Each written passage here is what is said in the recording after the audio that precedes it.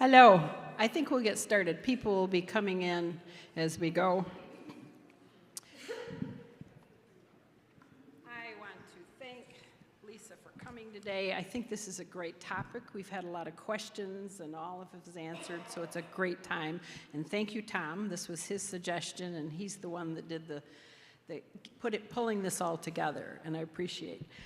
So Lisa Lyons is a lifelong resident of Kent County, where she's lived, serving her second term as the County Clerk Register of Deeds. Prior to her election as Clerk and Register, Lisa serves as state representative for the 86th District, representing portions of Kent County and Ionia counties in the Michigan House of Representatives from 2011 to 2016. A strong voice for West Michigan values, Lisa's worked successfully to reform and modernize government, making it more accessible for those she serves. A graduate of Michigan State University, yay, green and white. Lisa and her husband, Brad, were Lowell High School sweethearts and are raising their 4 children in the family's 4th generation farm in Elto, which is wonderful coming from Coopersville and many generations there. Also with us is Rob McComber, the Chief Deputy Clerk, who is with Lisa today also. Thank you. We appreciate your being here, and I know we'll have lots of questions, and that's why I have the mic, so we can ask questions afterwards. Thank you. Thank you. Okay. Can you hear me all right? Yep, good. No, I think we're good. My sound's working.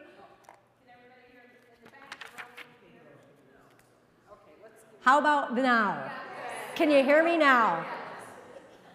Wonderful. Well, thank you so very much for having me today. It's truly an honor to serve as the county clerk. I'm just so grateful to come and speak to your group. In fact, it's been an interesting and challenging 4 years in the elections world.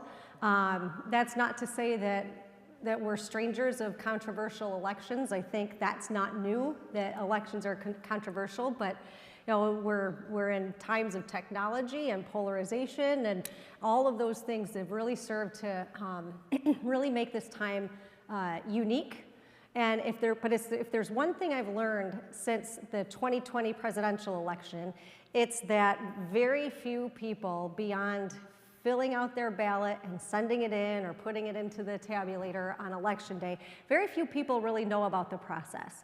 And so since then, I've really kind of taken it upon myself to, rather than just be an administrator of elections, I want to be an ambassador for elections. And so I've gone anywhere to talk to anyone who will listen about how our process works and how they can have faith in the process.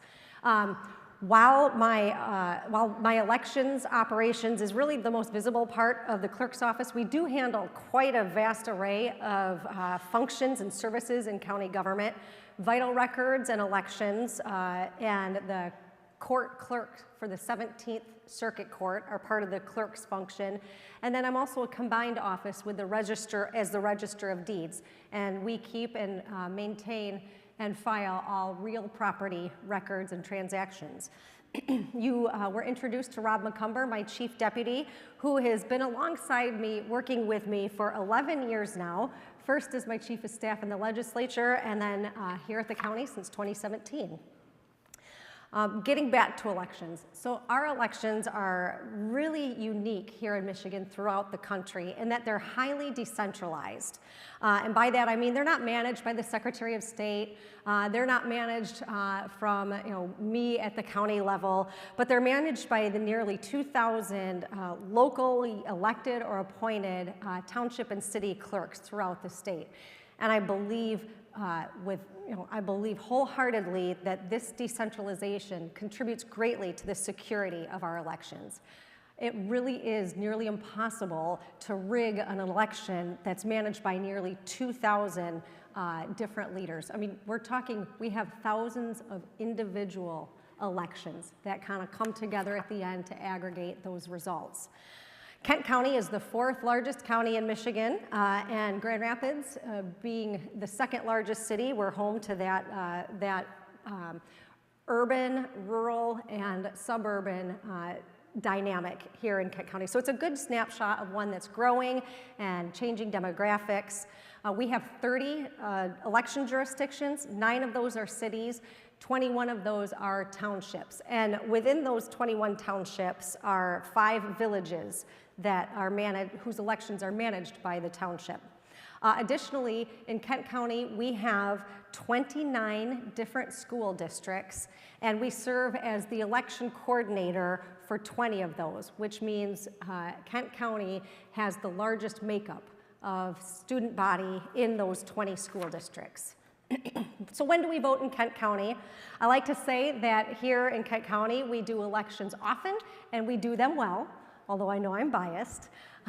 We hold elections 3 times every year, May, August, and November. And then sometimes we'll have 4 elections in a year, particularly in a presidential year for the presidential primary, or if there's an election that we have to have a special election to fill a vacancy. We have had 26 elections since I became clerk in 2017. So, after 26, I think 27 is the lucky number, and it's going to be a great year and very smooth sailing. And I partner, Kent County is so blessed to have great partnership with our local clerks, our city and our township clerks. We truly are a resource to them. They are great partners. We work hand in hand to give our citizens, to give our voters the elections that they deserve. And who votes in Kent County? It really depends on the election. Although in order to be eligible to vote, you have to be registered.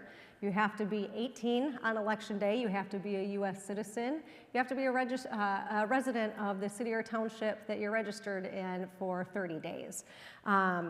Turnout in these elections for primaries, which we've just kind of come off from, that's anywhere from 15 to 30% voter turnout. I'd like to say it's higher, and it should be, because I think we all know that sometimes a lot of the decisions are made in these smaller elections, the ones that impact you the most. But depending on what's drawing candidates or what's drawing voters to the ballot, that really depends on, that is really indicative of what the turnout will be. This last August we had, I thought we would hit 30%, but we ended up only hitting not even 26% voter turnout.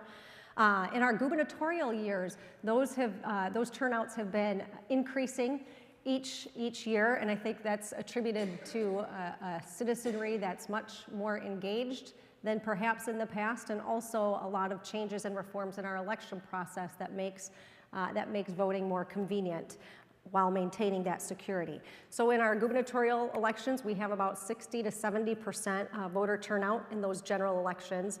And then presidential elections obviously see the largest turnout. And I'm expecting right around 70% voter turnout here in November. It's not 100, but boy, it's a far cry from some of these May special elections where only 10% of our voters are making their voices heard. And how do we vote? Every county, whether you're in Ottawa County or Kent County or Macomb County, every county in Michigan uses paper ballots. They're fill-in bubbles, and then they are counted on a tabulator, which is really just essentially a big calculator. Voters are required to use blue or black ink to make their choices. And admittedly, we prefer when voters use Sharpie markers or when they use these felt tip flare markers. And we do that because it's very easy to determine the voter's mark. We know you can tell their intention was to actually vote instead of maybe they dropped the pen and it made a little mark there. And we also like that because these markers dry very quickly, and so not only are they very easy to read and to interpret and very helpful in a recount, but they also, because they dry fast, they don't gum up the tabulators, which helps prevent paper jams. So it's a lot of little things that go into making a big election run smoothly, all the way on down to the ballot marking devices. When you go and vote, there's instructions above each office that will indicate how many candidates you are allowed to vote for. Some offices you can vote for up to 4. A lot of the partisan offices that that you tend to think of when you think of voting, those are a vote for 1 candidate. Voters can also cast a write-in if they don't like either of the candidate in a particular race. They have the option to write in somebody. And what's interesting about write-ins, and not a lot of people know, is that your write-in vote really only counts if the name you write in is a qualified write-in. That means they filed with the clerk's office or with the Secretary of State's office to be a write-in candidate. So contrary to popular belief, and I'm pretty sure he might actually hold office if this were true, but Mickey Mouse cannot be elected governor, president, county clerk. Additionally, we have equipment in each one of our precincts that will help voters with disabilities be able to cast their ballots. So those who require any assistance, we have these pieces of equipment who will read the ballot to them through headphones, or they can use a touch terminal to make their selections and print out a paper ballot. And then the methods of voting. Michigan is now a state where we have 3 methods for people to choose to cast their ballot. Historically, there's been in-person voting on Election Day, where you go to the precincts, the polling locations, and you cast your ballot and you feed it into the tabulator. We also have no reason absentee voting. We've always had absentee voting for years and years, but beginning in really 2019 or 2020 for the larger elections, voters have been able to cast an absentee ballot and receive one without having to provide any kind of excuse. And that has been a huge kind of game changer in our voting process, how citizens come out and vote. It's the method that's probably the preferred by far to any of our other methods for our voters to use. So we're seeing a lot of absentee voting participation. And then most recently, and this is our first year throughout the state implementing early in-person voting. So this is basically the same experience that a voter would get if they went to the polls on Election Day.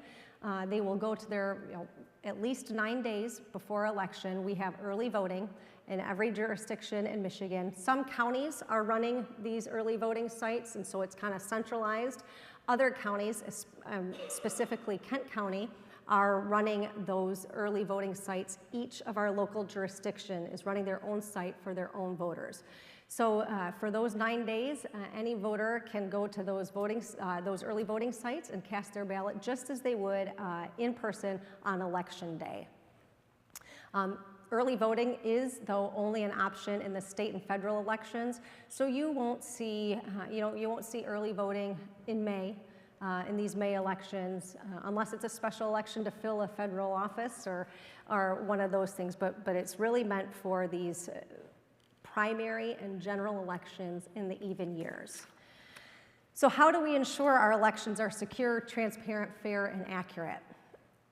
We have so many checks and balances into our process that I think if voters know, they will feel so much more confident about the process that we go under and the outcome of the election, the results.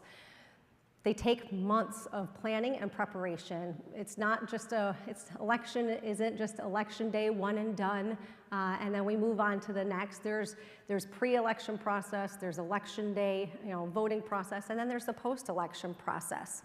In the and while we're doing this, at each step of the way, the process is open to the public for the sake of transparency, and I think that's really critical. I can give you, all of the ins and outs of our election system, how everything works, but don't just take my word for it. Go and see it for yourself. There's so many opportunities to participate and watch this transparent process, your process, unfold. In this pre-election phase, ballots are designed, our elections are programmed, our tabulators are programmed, and then before every election, our equipment is tested. And it's a public test.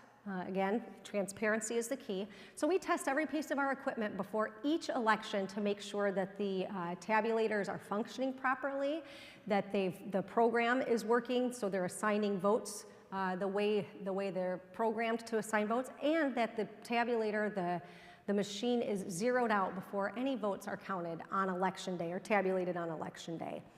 In Kent County, we have several hundred different ballots because each of our 252 precincts has its own unique ballot, and that means I can't take a ballot from my Bound Township precinct and put it inside a tabulator for Grand Rapids. Any precinct in the city of Grand Rapids, I can't even take it out of my own precinct within my jurisdiction.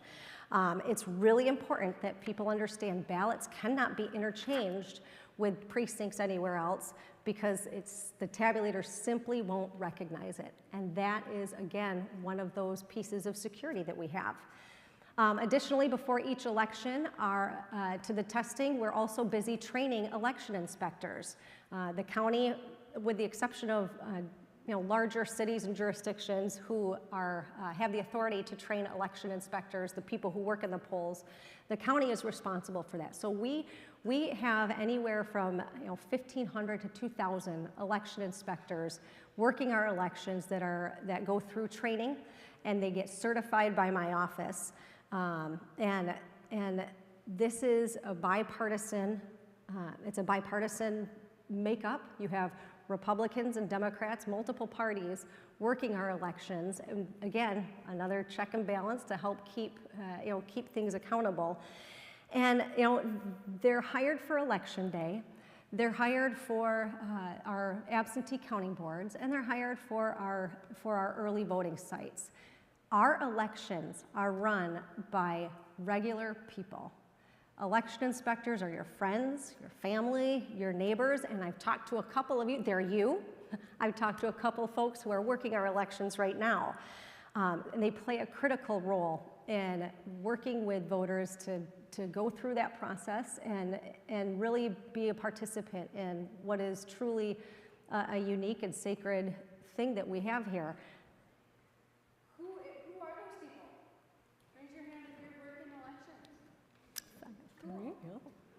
Yeah. So in addition to our bipartisan election inspectors, as part, during the voting process, we have poll challengers. Poll challengers are individuals who represent a certain political party or different organizations that have an interest in the election, and they are trained by those organizations and then credentialed by the county clerk's office to go into precincts and simply observe that process and ensure that the precinct is running according to law. If there's something afoul that's going on in a precinct, the challenger has the authority to speak to the election chairperson and kind of rectify that situation. Poll challengers play a critically important role in the process. And it's really important, though, that they and our election administrators and the public know what that role is, what they have the ability to challenge, and really just kind of be a part of the process without being confrontational and combative. And that's what we see here in Kent County. That's the expectation I have. That's what we lay out. And then additionally, in addition to our poll challengers and our election inspectors, we're talking about how this is kept secure. I also want to touch on briefly safety. I want our voters, our election workers, and our candidates alike to know that we have a plan in place to keep everyone safe when they're casting their ballot. So we spend months preparing with our sheriff's department for any contingencies, any issues, any emergency plan and preparation, and how we're going to go about ensuring everyone's safety and that we're respecting the rights of everybody on election day.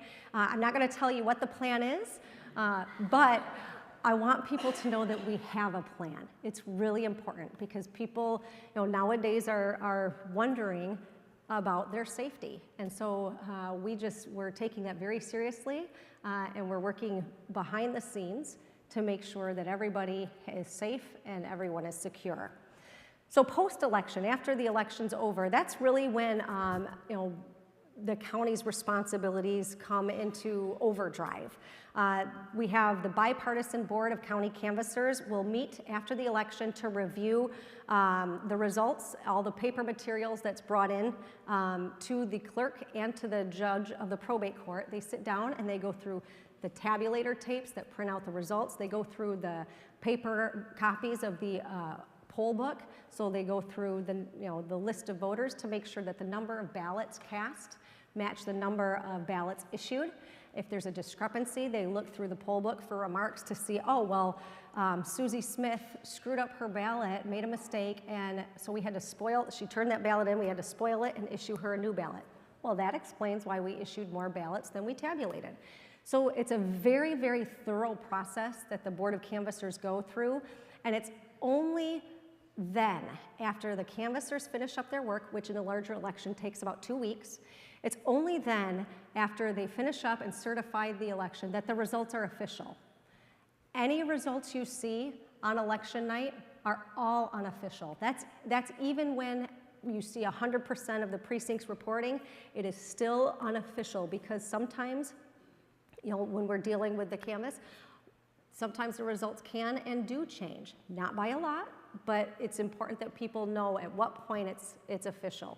On election night, if you hear a candidate declare victory or the media call a race for the candidate, that will never be from official results. It will never be a determination made by a clerk or a secretary of state.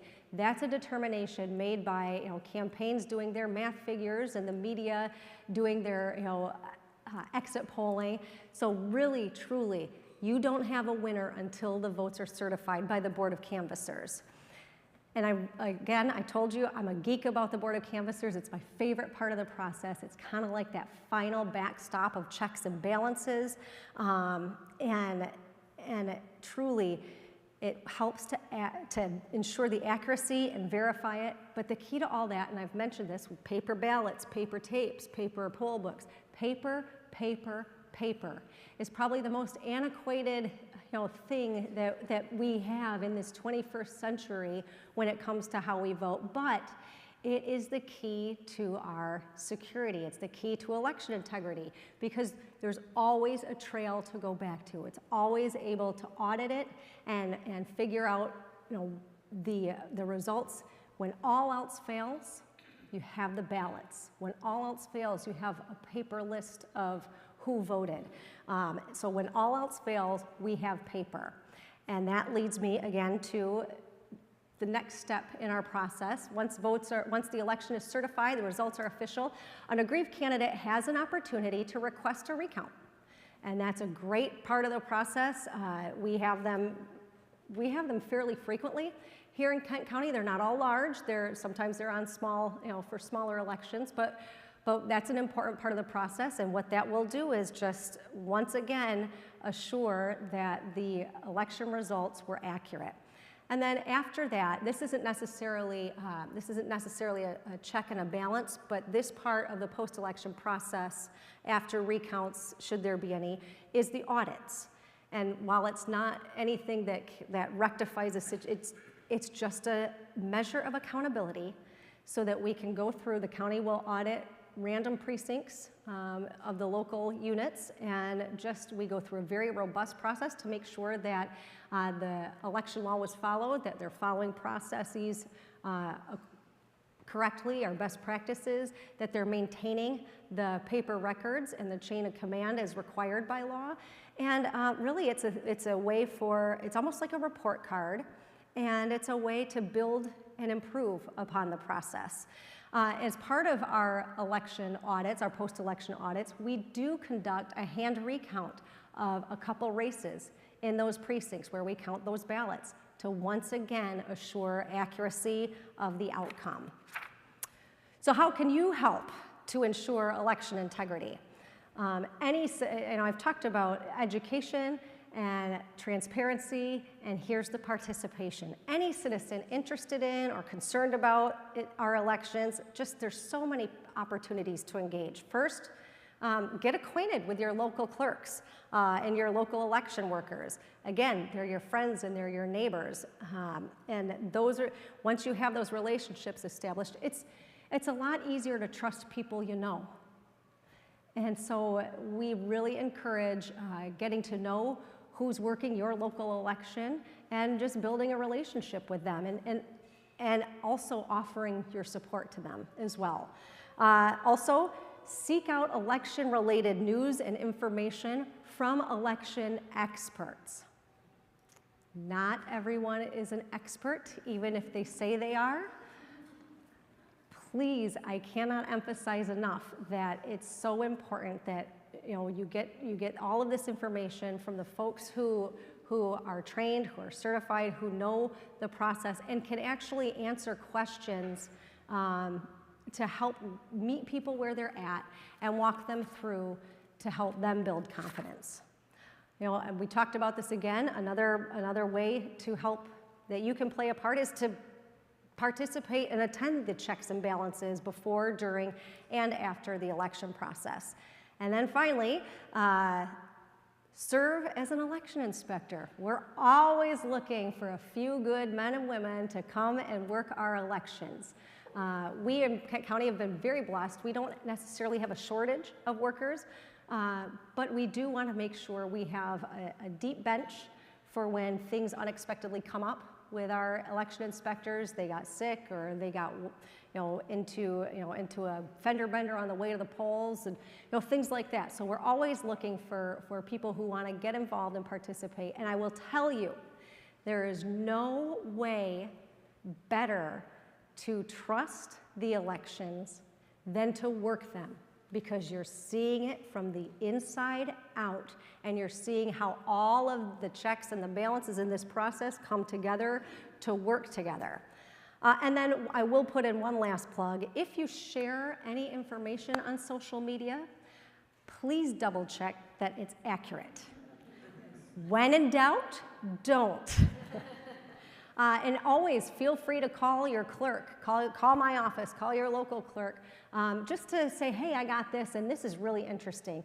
It's hard to believe, but is it true? And they can verify that for you before we continue to perpetuate misinformation. Again, we love to share what we know about our elections process, and the more you know, the more you can join us as being an ambassador. Elections are the bedrock of our republic, and I really believe our republic and our elections are reliant on public trust in the process. And public trust in the process is reliant upon understanding how it works. So the key to all of that is education, participation, and transparency. And I'm so grateful that you are all doing your part in your own way to help ensure our elections here are secure, transparent, fair, and accurate. So I would open it up to any questions. I know I went through it fast, and there's a lot to go over, but just wanted to make sure we had time to ask some questions.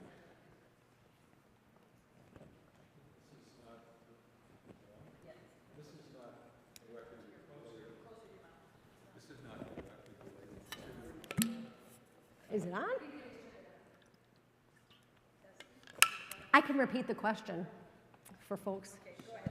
This is not directly related to our elections, but just wanted to get your feelings or thoughts on what other countries do, such as Australia has a poll tax that's affected their elections in a positive way, and another thing is ranked choice voting is done in other states and other countries.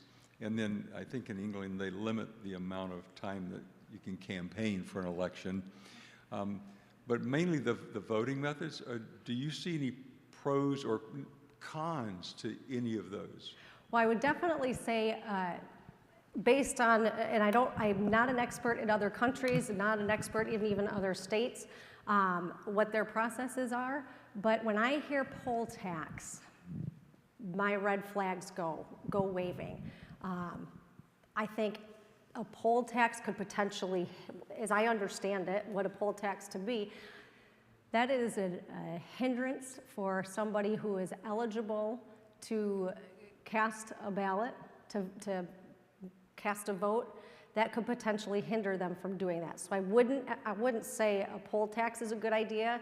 I think when we're talking about what can we do, it's really, America is about freedom and it's about liberty, and I think the most important thing you can do to celebrate that is to vote and to cast your ballot.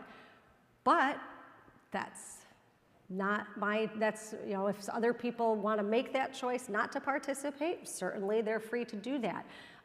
So I don't know about, I'm definitely not, I don't think compelling or compulsory voting participation is also in the vein of the American spirit. But I think really it's just a matter of being a part of it and understanding that it's your voice. If you're not, there's an old saying, if you're not at the table, you're on the menu.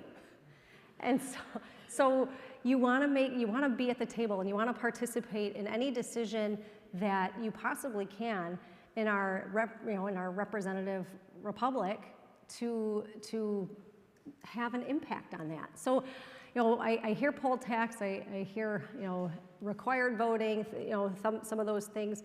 I just don't see that as necessarily American. I will tell you, I would love to put a cap on the length of campaigns and things like that.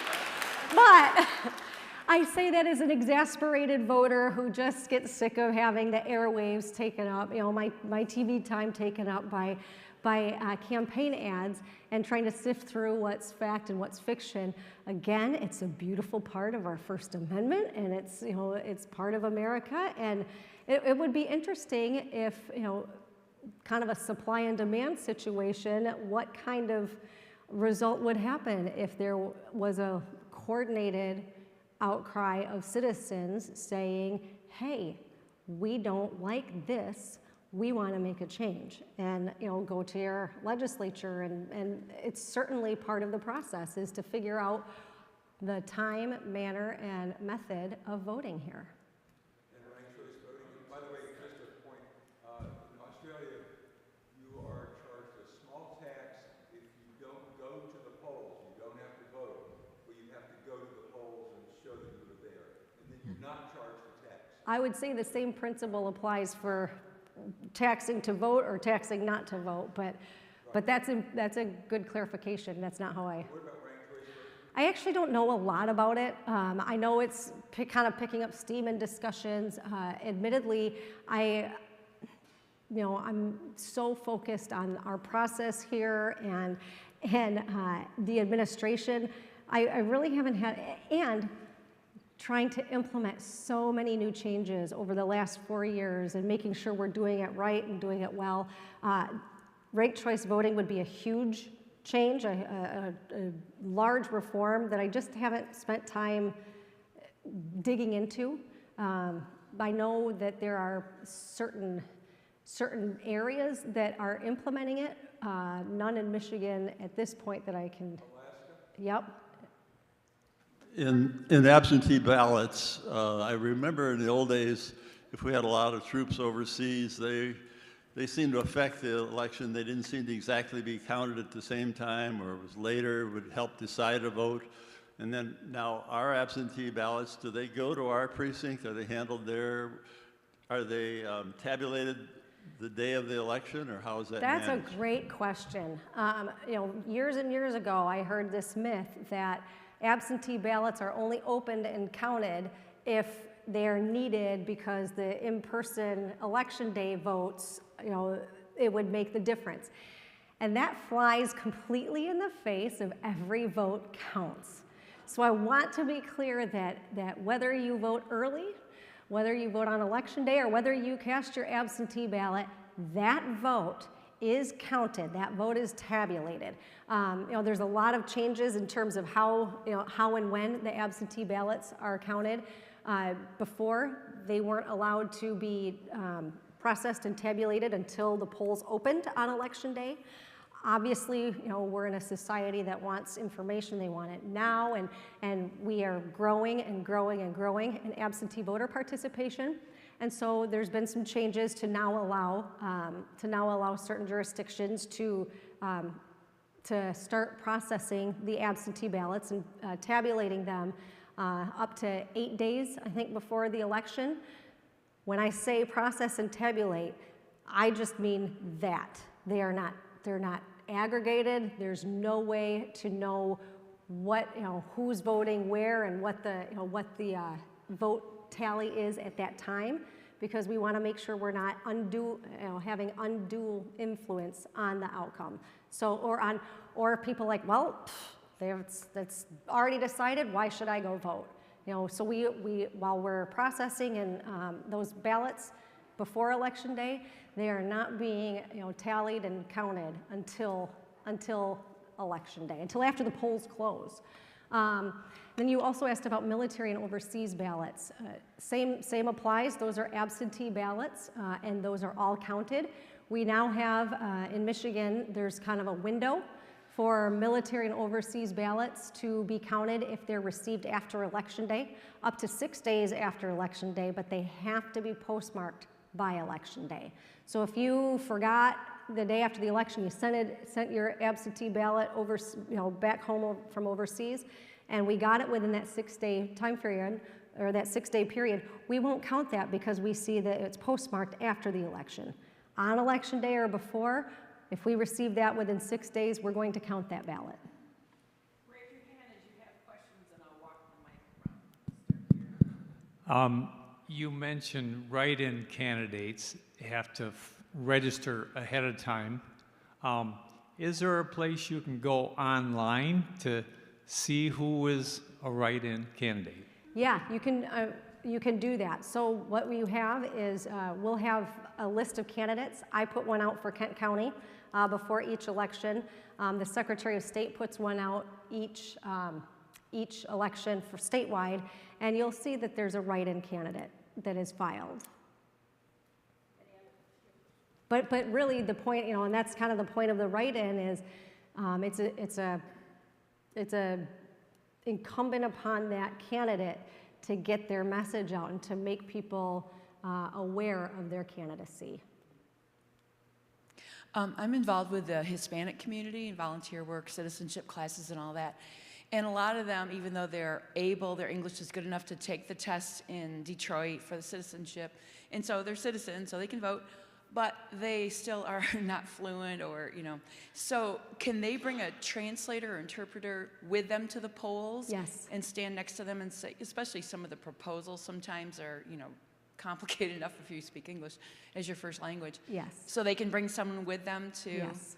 Okay. For a translator, yeah. Okay, thanks. Any other questions? Yeah, just to follow up on the translator. Oh, yeah. Does the translator have to be credentialed? No, they'll have to sign. An affidavit? Yep. At the poll? Yep. Okay. I'll start here and work back. If a recount finds a different number, what does that trigger and what are the reasons that would be different? Great question. If a recount does alter the outcome of the race, so the person who requested the recount, I've never experienced a person who won the election asking for a recount. It's usually the unsuccessful candidate. So an aggrieved candidate can request a recount. And so that's conducted by my office, and we usually bring in volunteer, our local clerks who will volunteer that aren't part of that precinct or jurisdiction. And it's overseen by our bipartisan board of canvassers. If that were to indeed change the results that would change the outcome, then that race, just that race, would be recertified with the outcome of the recount. Different, a reason why it would be different from the recount to the original certified results. perhaps there was a paper jam at the polling location, and what the voter thought was already read, even though it was jammed. They put it back in through, so there was an extra vote there. A lot of times it might just be human error. Our tabulators are much, much, much more accurate than humans counting thousands of ballots. So there's a process, it's a tedious process with tallies and how you do it to help ensure that the hand recount is accurate. Fortunately, it's only one race that they do, so it's not like they have to tally from the president all the way down to school board. It's just, they just focus on that one race. But those are generally why we would see a different outcome, or a different, disparity between the recounted and certified results. What has your experience been of your staff in receiving harassment or intimidation from the public? Oh, that's a good question and kind of a hot topic right now. We were nationwide. We have, our surveys have shown that 1 in 3 election administrators has been the subject of threats, abuse, threats, abuse, or harassment. I can tell you, and I think part of it is because we are so transparent and we meet people where they're at. We take people seriously when they have questions, but we're going to tell the truth and we're going to be upfront about it. We haven't experienced threats here, threats of violence. Certainly unhappy voters, certainly maybe some abusive language, harassment, but not to the point where I have ever felt my safety's in danger. My staff really doesn't take the brunt of it either. I think which is great, because I'm pretty protective of my staff. I can take it, but they work hard. They're dedicated public servants, and if you have a problem, you've got to come to me and don't take it out on my staff. When can we expect absentee ballots in the mail? Well, at about 2 o'clock, I'm supposed to go meet with our election commission. That's me, the county treasurer, and the chief judge of the probate court. That's the body that reviews the ballot proofs and then signs off and votes, yep, we're going to go to print. It's okay to print the ballots. So we're expecting to go to print today. In Michigan, military and overseas ballots have to be available to those voters 45 days before the election. All other absentee voters have to have their ballots available 40 days before the election. By and large, they're all usually available for that 45 days. So ballots are going to start going out, the 21st of September. My question is about the problems or the part of the game of trying to prevent people from voting or challenging. And I guess what are some of the rules of challenging? We hear about people trying to remove other people from the rolls and challenges at the polls. And it's good that if you haven't had trouble here, but we saw also just some not good things 4 years ago in other parts of this state. Yeah, so challengers are not allowed to speak to voters. They're only allowed to talk to and engage the chairperson of that precinct.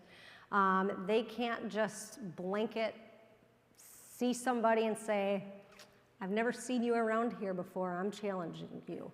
I'd like to challenge that vote. There's certain parameters, particularly if they're not old enough to, if they have reason to believe they're not old enough to vote, if they have reason to believe they're not a citizen. And so again, it's an important role, it's an important part of the process, but it needs to be done with full understanding of what, of what that role is, what the boundaries are, and in a way that is not disruptive or intimidating to other voters. Oh, and you mentioned challenging voter registration as well, right? Okay, so we are seeing that throughout the state. Here in Kent County, we have individuals who are contacting the clerks, and they've reviewed the voter list, which is, it's public information. Everybody, individuals have a right to view the voter list. You know, we'll redact personal identifying information, but they see, oh, well, based on this list I've received, I'm challenging the eligibility of this person to be registered. That we've seen, and it's just been an education opportunity to show people that that is a part of the process. But you have to, there's a way to do it. You have to, you can't just email me and say, these people shouldn't be on the list. You have to have good cause. You have to say why they shouldn't be registered to vote. You have to do it on an affidavit that's signed and notarized, and it has to be one person, you know, one registration for each challenge. And then most importantly, it has to be from somebody who is a registered voter in that jurisdiction. So you're essentially, you know, it's peer-to-peer and not some stranger from California or I don't know, Alto challenging Grand Rapids. You know, so there's parameters around it, and admittedly, if it's done right and it's done respectfully, that can play a part in helping to maintain our voter list and helping make sure it's accurate. Sometimes, you know, sometimes when voters register, you'd see Scott Smith, and then you'd see Scott S. Smith. And if they happen to come across that before list, you know, maintenance or there's a verification that would go out if there was a challenge, that just helps us make sure that we don't have duplicate people on the list. So if it's done right, if it's done well, it's an important part of the process. But again, there is a way to do it, and there's a manner to do it. Can you talk loud? Talk loud, okay. Maintenance of the list of registered voters. How do you go about maintaining it?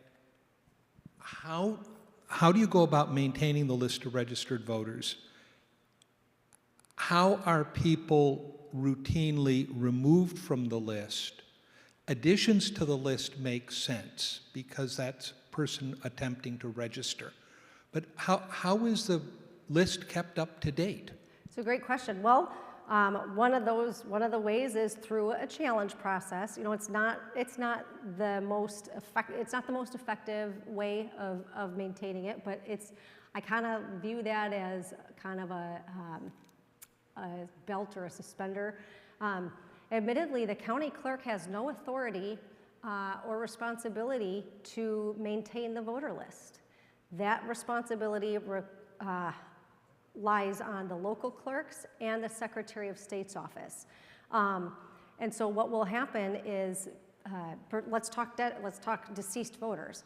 I always thought it was the most government-y, inefficient thing that a government could do would be to have the county clerk be in charge of receiving all the death records in their county, having the voter list and being, you know, overseeing elections in the county, but not being able to take that list of deceased individuals and be able to, you know, in the same office, you know, cross-reference that and purge that. We don't have the authority. I was able to work with my colleagues throughout the state, the county clerks. We worked with the legislature to get a change made to help ensure more effectively that deceased people are taken off the rolls.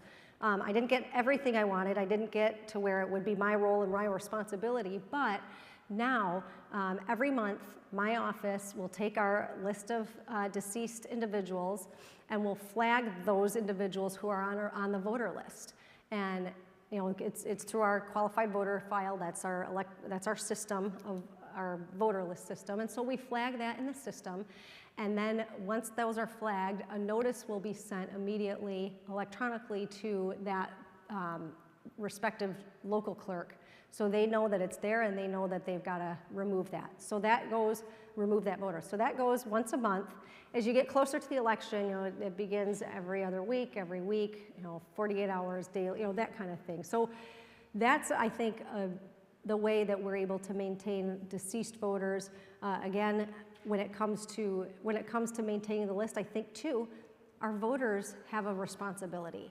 If you're going to move out of state, let your clerk know. Cancel your voter registration. Don't even leave it on the table for the potential or the accusation that you are illegally registered to vote. So, there's a whole host of things. We've got the challenge process. We've got the list through the deceased voter process. We've got the role that the voter plays. But then, if there's any reason that the local clerk has to believe that that person is no longer registered to vote in that jurisdiction, they'll send a notice. You need to please verify your address. And if they don't hear from them after a certain amount of election cycles, I think it's 2 federal election cycles, that person is canceled on the voter list because they've not engaged and said, yep, I really do live here. I think you found a positive to the poll tax. If you don't want to be taxed this year, let us know. Update your voter registration. Or if you're moving out of state, let us know, or else you're going to get charged. Yeah, so moving out of state, that is where voters have to be more responsible because we don't have a way to know if you've moved and left the state of Michigan and registered somewhere else. We do, however, if you leave your jurisdiction and moved from Grand Rapids, I keep saying Elto because I love Elto, but you move from Grand Rapids to Elto and you change your driver's license or you update your voter registration, that's automatically going to cancel your registration in Grand Rapids. And I think that's a really, really key part of making sure the list is accurate. Should we have a round of applause? And thank you, Lisa. Thank you.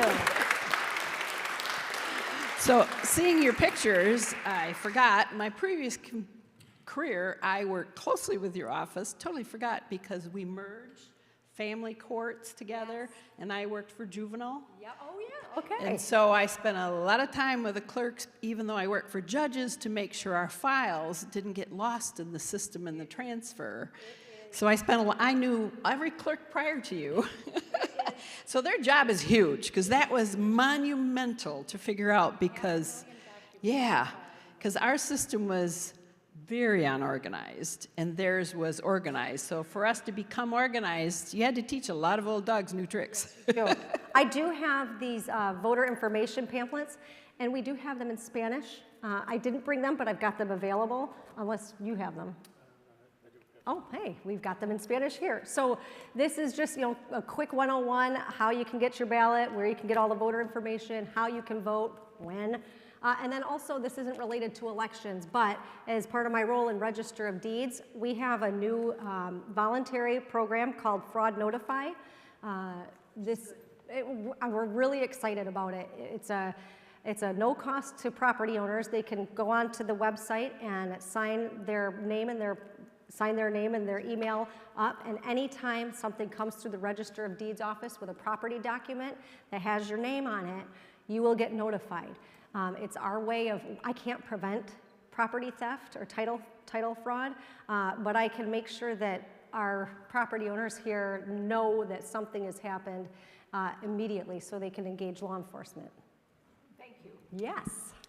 Thank you very much.